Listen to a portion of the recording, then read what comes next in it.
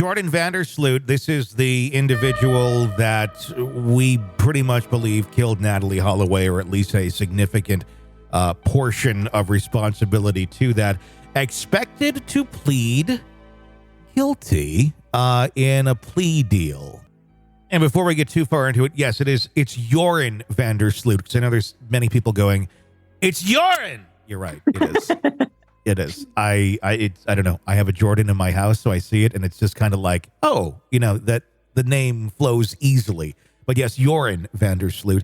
As the story unfolds, the main suspect in this high-profile disappearance of Alabama teenager Natalee Holloway, Joran Vandersloot, is slated to plead guilty on these federal charges. The courtroom going to be a tense moment. It's anticipated actually to take place today, as they weigh in on this plea deal with significant implications. If it happens and it's in court, and it's federal court, so we're not going to have audio or video.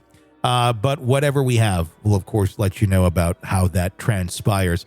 The Holloway family, attorney John Q. Kelly, in a recent interview with the Today Show, shed light on the conditions tied to the plea deal.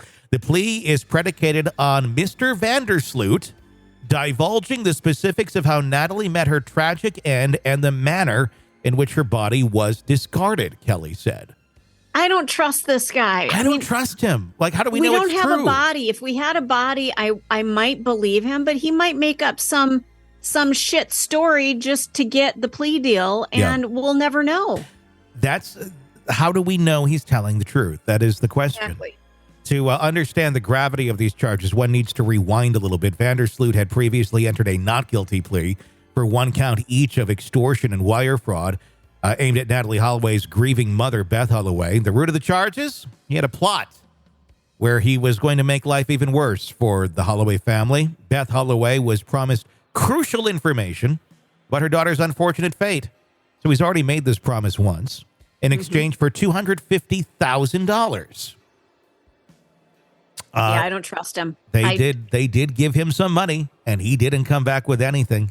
He got arrested for another murder in the meantime, and was convicted and is in jail for it. Not at this moment, obviously, but he's going back to finish that sentence out. The tale, of course, took a twist in 2010 when the tips Kelly received turned out to be a sham, triggering federal charges in the U.S. However, Kelly is now optimistic about the new information as part of Vandersloot's revised plea agreement. The FBI has meticulously vetted the intel shared by Vandersloot. The plea agreement hinges on this corroboration and any other substantiation they managed to secure from the shared details. So far, the information seems credible enough for both Beth and Dave Kelly.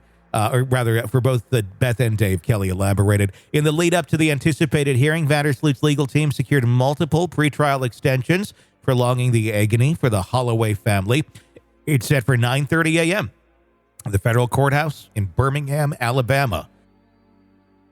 The plea and sentencing hearing was remarkably brief, clocking in at under 5 minutes, where they decided, okay, we're going to do this.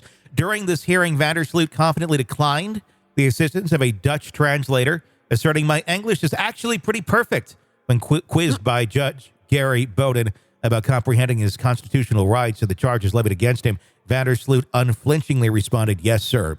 Notably, he chose to forego a reading of his 2-count indictment, and his not guilty plea was communicated through his attorney, Kevin Butler. The prosecution underscored the importance of keeping Vandersloot in the U.S. custody, referencing a treaty with Peru where he is still slated to complete his sentence for a separate murder case. I don't think we need to go back all the way into what happened in the 2005 murder of Natalee Holloway. She was 18 years old, from Alabama, enjoying that high school graduation trip to Aruba, and that's where she tragically never returned home on her flight. Eyewitnesses, including classmates, spotted her with the then 17-year-old Joran Vandersloot and a couple of his acquaintances outside a club.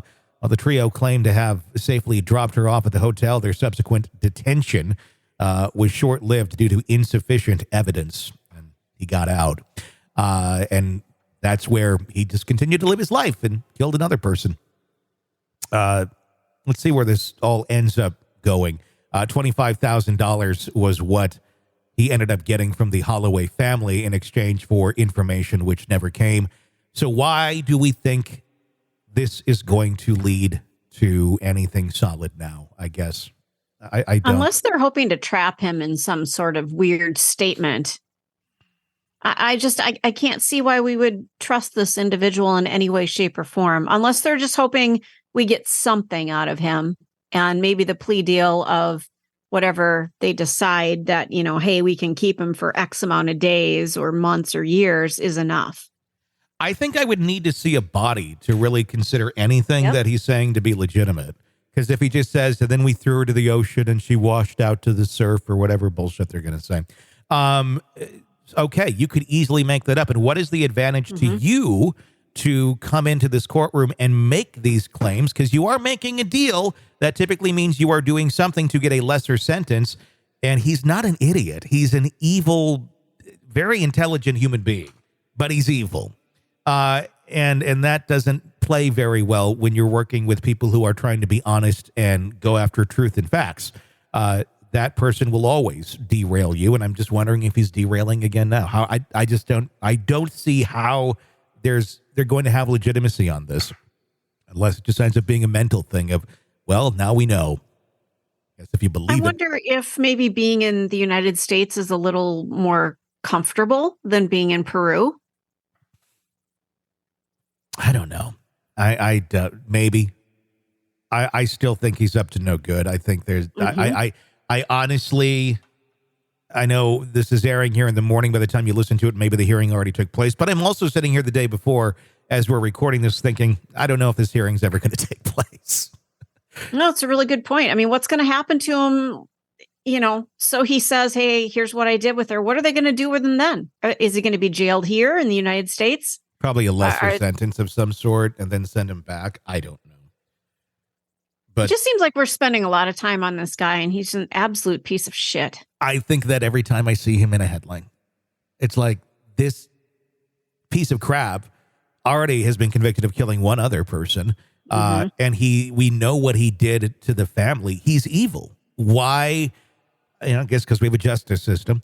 Is the answer to it. We don't just stone them in the street. Although sometimes I'm totally cool with that. This would be one of those times. But yeah, the amount of energy, the amount of attention that he must be just eating up out of all of this is really sickening. But I found something I thought I should share here. Yeah. This is from MSN.com. Sloot is likely to return to Peru, where he has more liberties than he does in the Shelby County Jail, where he's been held for the past 4 months. He has a wife and a girlfriend. Wait, what? A wife and a girlfriend back there, and he gets to sit in a cell and play online poker. A wife and a girlfriend. Wow, that's interesting that he's able to have both and be that horrible of a human being behind bars. And play online poker all day. I'm sure they don't allow that in the jail here in the United States. Probably. I don't know that. I don't know. A wife and a girlfriend. Huh. I can't imagine being the parents of this and like being, okay, yeah, now you said it, but we're not going to do any punishment for you. Not going the vigilante route at that point if I were the dad. Wow. Because he's going to skirt away on this if this happens, I think, without any repercussions. And I don't think he's offering anything. I think he's just going to bullshit his way back to Peru to play jail and have his girlfriend and wife from behind bars. Well, at least he's living the life. Yeah, at least he is living the life. But I guess maybe better to have him off our shores than to be here. Off our planet would be a little bit better, but I don't know that that's ever going to happen. Want to listen ad-free? Want advanced access to all of our interviews before anyone else? Become a True Crime Today Premium Plus subscriber on Apple Podcasts. You get every episode commercial-free. So you can binge on true crime until you can binge no more. Search True Crime Today Premium Plus on Apple Podcasts now, or go to our podcast page and sign up now. More of the Hidden Killers podcast next.